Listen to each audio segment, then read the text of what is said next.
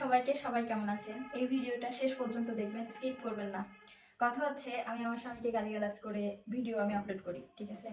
তো আপনারা এটাই দেখেন যে আমি আমার স্বামীকে গালিগালাজ করি, তারপরে আমি খুব খারাপ ভাষায় কথা বলি। এক কথায় আমার স্বামীকে আমি ভালোবাসি না, এটাই আমি আপনাদের সাথে তুলে ধরি। কিন্তু বিশ্বাস করেন আমি আমার স্বামীর ক্ষেত্রে পুরোটাই উল্টো।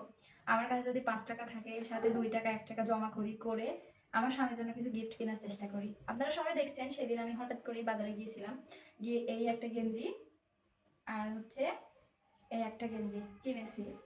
আমার হাজবেন্ডেরও অনেক পছন্দ হয়েছে। তো আমি আপনাদের কাছে একটা কথাই বলতে চাই যে ফেসবুকের ভিডিও দেখে মানুষকে বিচার করতে আসবেন না, কারণ এটা বিনোদন কেন্দ্র, এটা কারো বাবার সম্পত্তি না। হ্যাঁ, তো কথা হচ্ছে আমি আমার স্বামীকে অনেক ভালোবাসি, আর আমার সবকিছু ভালো দিকগুলো আমি ফেসবুক প্ল্যাটফর্মে দিতে চাই না, কারণ দেখাতেও চাই না, কারণ হচ্ছে নজর একটা খারাপ জিনিস। আমি ভালো আছি, আর আমি আমার স্বামীকে অনেক ভালোবাসি। আর আমার আমার বোনদেরও আমি বলতে চাই, আপনারাও আপনাদের স্বামীকে কিছু কিছু গিফট করার চেষ্টা করবেন, হোক না সেটা অনেক ছোট, পারফিউম, ঘড়ি, তারপরে গেঞ্জি হোক সেটা সেন্টু গেঞ্জি, তাও গিফট করবেন।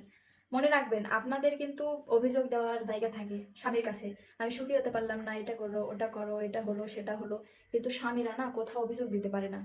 তাই সবাই সবার স্বামীকে ভালোবাসবেন এবং মানসিক সাপোর্ট দেওয়ার চেষ্টা করবেন, মানসিক শান্তিতে রাখার চেষ্টা করবেন। সবাই সবার হাজবেন্ডকে ভালোবাসবেন এবং সম্মান করবেন। আমি ভিডিওতে যা দেখাই আমি বাস্তবে তার উল্টো, হয়তো বা কোনো একদিন তার মুখ থেকে শুনবেন। তো সবাই ভালো থাকবেন, সুস্থ থাকবেন এবং নিজের স্বামী সন্তানের যত্ন নেবেন। সবাই ভালো থাকবেন, টাটা।